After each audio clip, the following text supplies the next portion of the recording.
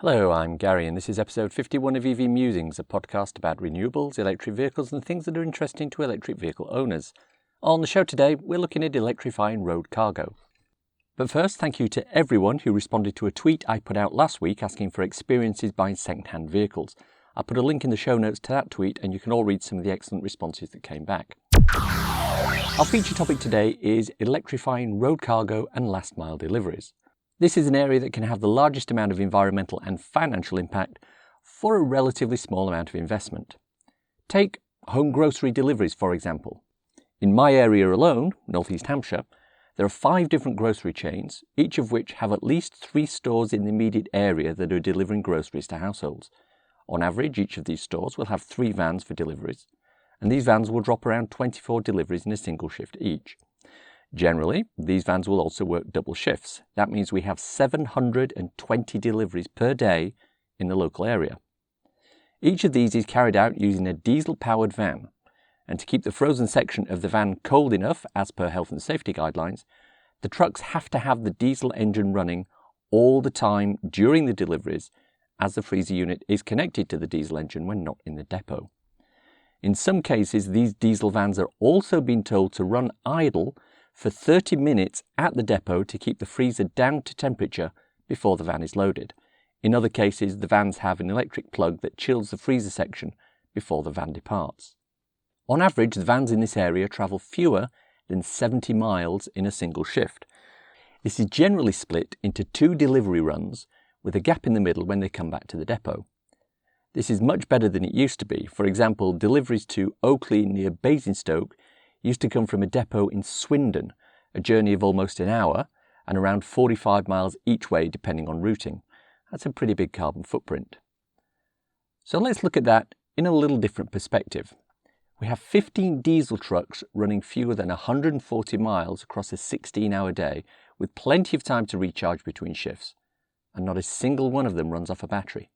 This is despite the fact that many of the depots are already wired up with charge facilities because they need to keep the freezer area cold in the van. And why is that?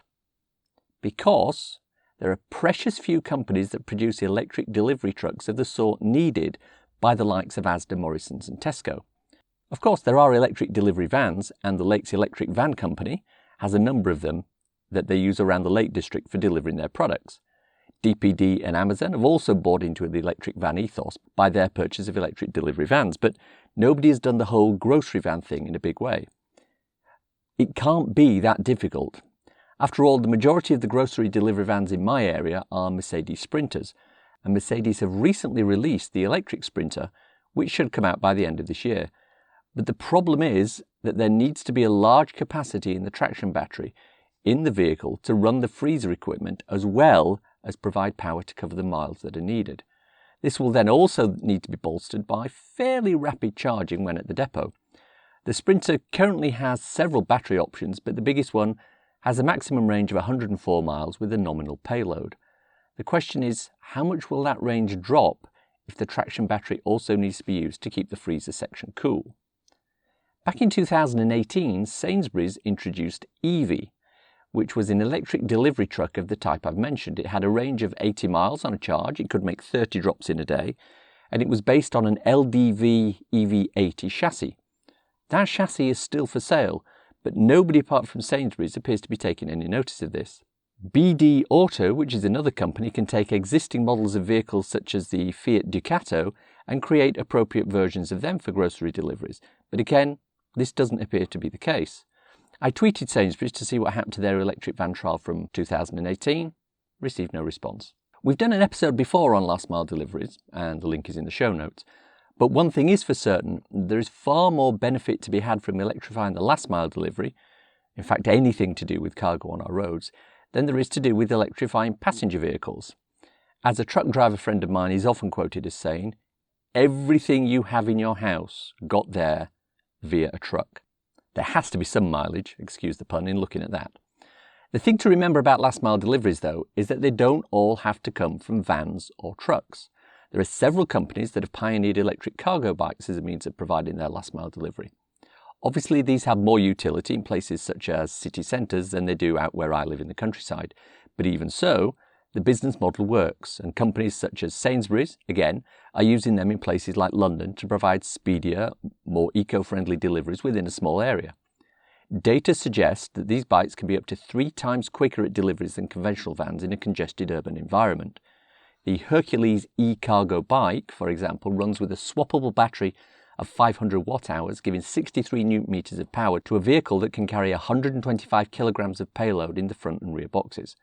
The Co-op have also started using these same bikes to deliver within a 5-mile radius of their Kings Road branch in Chelsea. These bikes are obviously very useful for companies such as same-day couriers who deliver packages, letters, documents and parcels in central London. Anecdotally, 10 to 12 deliveries per day is average for a small van in the centre of London. E-cargo bikes can do up to 30 deliveries per day.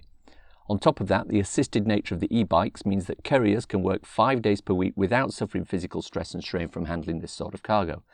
Non-e-bike couriers find it a lot more difficult. So what are the government doing to encourage this? Well, nationally, not a huge amount specifically. However, local councils are starting to wake up to the benefits of electric vans and last mile deliveries.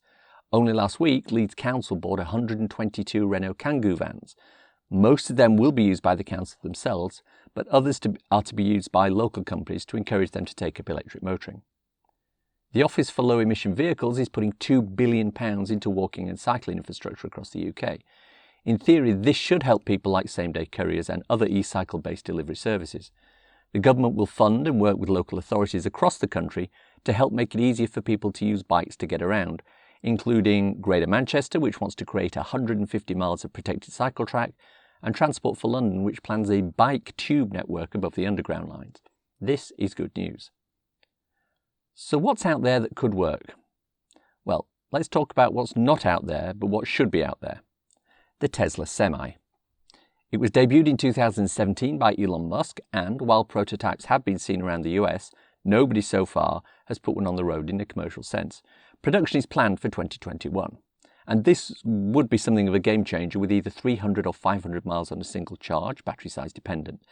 For most HGV drivers in the UK and Europe, this is far more than they can legally drive in a single shift, so recharge time shouldn't be much of an issue. Tesla are looking at creating mega chargers for the Tesla Semi.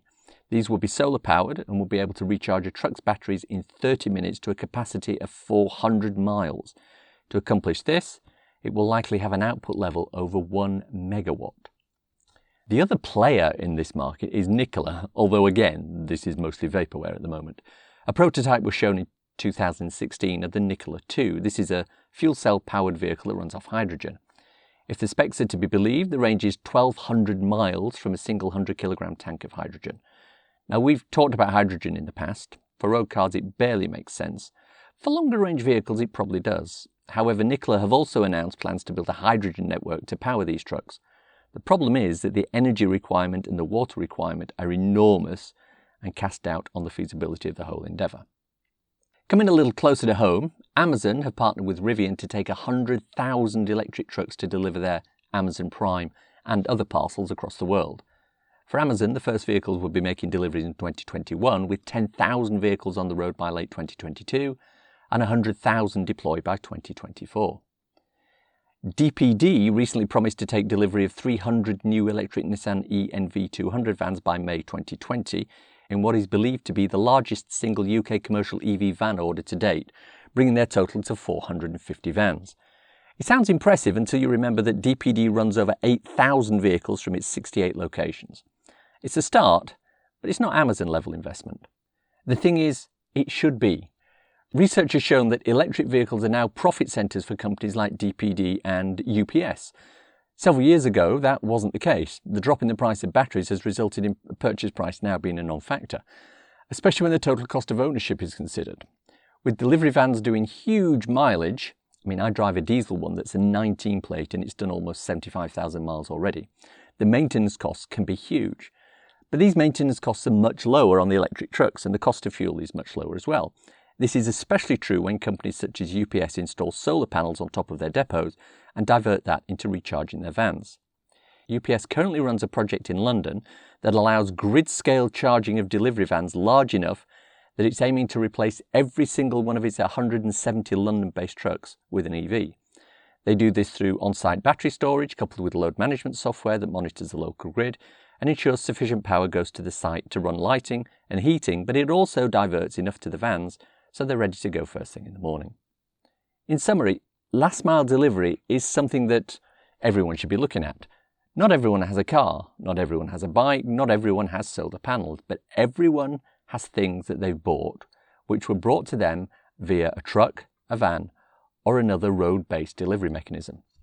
Cargo deliveries, whether it's semi-trucks bringing containers of Chinese toys to department stores, cargo vans delivering Amazon purchases to your house, or courier motorbikes bringing important documents to be signed at your place of business, currently have alternatives for all of them.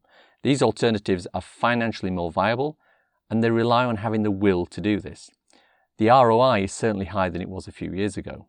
All it needs is companies to push this forward and do it. It's time for a cool EV or renewable thing to share with our listeners. Today I want to point you to a specific Twitter account. Obviously there are loads of Twitter accounts that play in this area. Fully Charged with Robert Llewellyn and Fully Charged Dan, for example. But there's one account with a specific niche in the sector that I've found to be absolutely superb when it comes to doing what he does. The account is Oak Hoekstra. I'll put a link in the show notes. He's a Dutchman living in Eindhoven, and he's a researcher at the University of Eindhoven, and his speciality, particularly where Twitter is concerned, is debunking those surveys and research papers that claim that EVs are worse for the environment than fossil fuel cars. Not only does he go into detail about why these papers are wrong, but he also shows research that counters the claims that are made. As I tweeted out last week, if you're not following Oak Hoekstra and you think you know about renewables, you're sadly mistaken. Every tweet is a well-researched gem.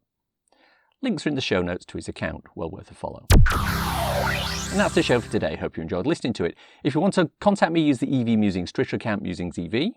If you wanted a quick reference ebook to read on your Kindle, I wrote a little something called So, You've Gone Electric. It's available on Amazon worldwide for the measly sum of 99p or equivalent, and it's a great little introduction to living with an electric car. At the moment, it's free on Kindle Unlimited, or if you're on the Kindle Lending Library. Check it out. Links for everything I've talked about in the podcast today are in the description. If you enjoyed this podcast, please subscribe.